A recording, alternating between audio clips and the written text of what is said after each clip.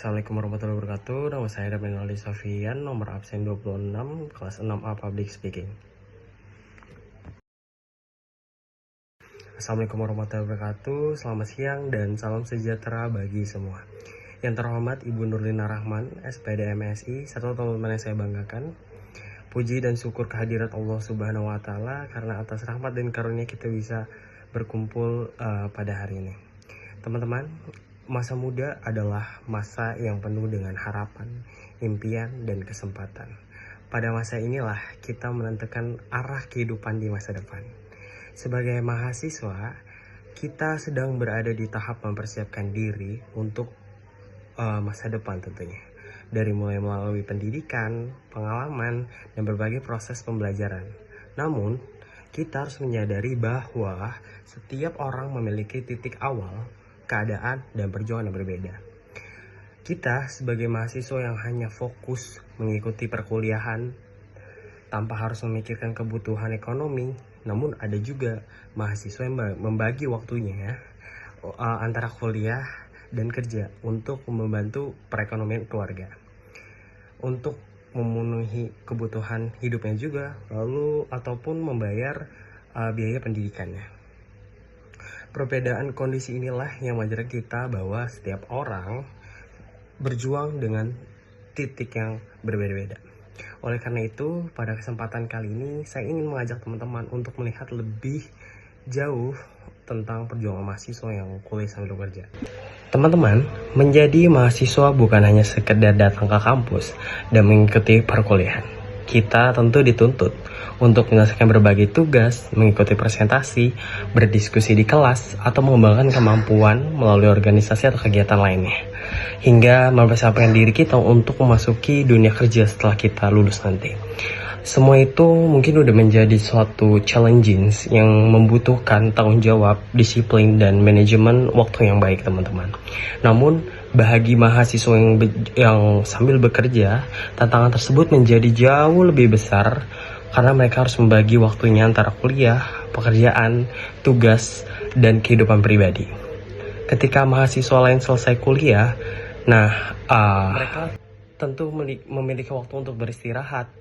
Terus mereka justru harus kuliah, habis itu kerja. Setelah pulang bekerja, dia harus membuka laptop, lalu mengerjakan tugas kembali, atau membaca materi, atau mempersiapkan presentasi untuk keesokan harinya, teman-teman. Rutinitas seperti ini tentu tidak mudah, teman-teman. Rasa lelah, tekanan, kekurangan waktu istirahat, bahkan rasa jenuh sering kali ini menjadi bagian dari kehidupan mereka, teman-teman. Jadi tidak sedikit yang harus mengorbankan waktu untuk berkumpul bersama keluarga atau teman demi memenuhi tanggung jawab yang mereka miliki, teman-teman. Meski demikian, mereka tentu tetap memilih bertahan karena memiliki tujuan yang lebih besar, yaitu menciptakan masa depan yang lebih baik melalui pendidikan.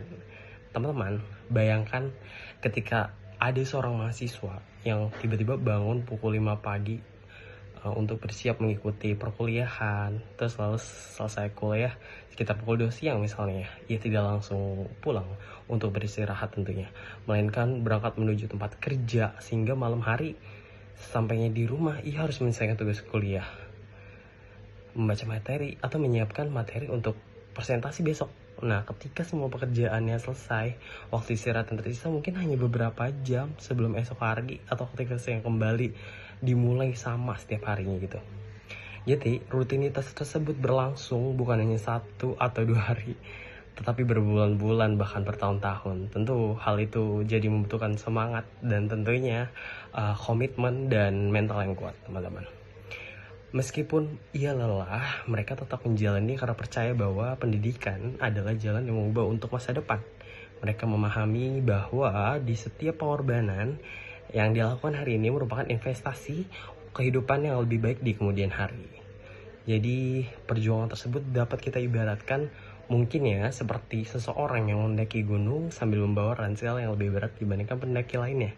Karena kenapa? Karena tentunya semua orang memiliki tujuan yang sama, yaitu mencapai puncak. Tetapi ada yang bawa beban lebih ringan, ada pula yang membawa beban lebih berat. Mungkin langkah mereka tuh lebih lambat, perjalanan mereka tentu lebih sulit, atau mereka lebih sering berhenti untuk mengumpulkan tenaga. Akan tetapi justru dari perjalanan itulah lahir suatu ketangguhan, kedisiplinan, kesabaran, serta rasa tanggung jawab yang lebih besar. Hal ini tentunya sejalan dengan pendapatnya Kiai Haji Dewantara yang mengatakan bahwa pendidikan adalah tuntunan di dalam tumbuhnya anak-anak. Artinya, pendidikan bukan hanya tentang memperoleh nilai yang tinggi atau mendapatkan gelar akademik. Jadi, pendidikan juga berperan penting dalam bentuk karakter, pola pikir, dan kepribadian seseorang.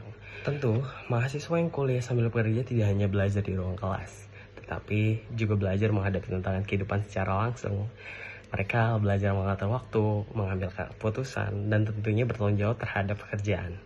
Menghargai setiap kesempatan dan memahami arti dari kerja keras teman-teman. Dan tentu pengalaman-pengalaman tersebut dapat menjadi bekal yang sangat berharga ketika ia memasuki dunia profesional nantinya. Teman-teman, fenomena ini juga mungkin didukung oleh beberapa data. Berdasarkan statistik pemuda Indonesia pada tahun 2024, dari BPS, jumlah pemuda Indonesia mencapai sekitar 64,22 juta jiwa, sementara itu hasil biaya hidup mahasiswa pada tahun 2024, teman-teman. Nah, yang dilakukan UPN Veteran Yogyakarta ini bersama Bank Indonesia menunjukkan bahwa lebih dari 25% mahasiswa responden menjalani kuliah sambil kerja, teman-teman. Tentunya data tersebut menunjukkan bahwa kuliah sambil bekerja bukanlah fenomena yang dialami oleh segelintir orang. Sebaliknya, kondisi ini menjadi kenyataan yang dihadapi oleh khalayak mahasiswa di Indonesia. Berbagai alasan melatar belakangi pilihan tersebut, mulai dari kehidupan ekonomi, keinginan untuk mandiri, hingga mencari pengalaman kerja sejak dini, teman-teman. Oke, karena itu sudah sepatutnya kita memberikan apresiasi kepada mereka di balik setiap rasa lelah yang mereka rasakan, atau mungkin ada harapan yang terus dijaga, teman-teman.